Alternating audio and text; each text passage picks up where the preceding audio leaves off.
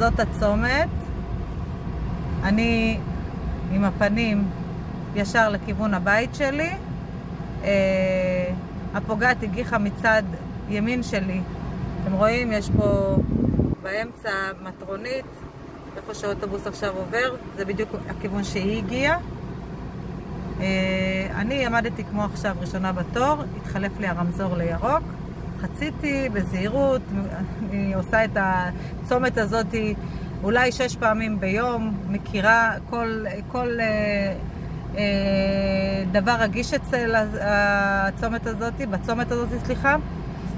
ויש, כי הרבה גם נוסעים פה באדום חופשי, אז בדרך כלל אני תמיד בודקת ומתחילה לאט הנסיעה.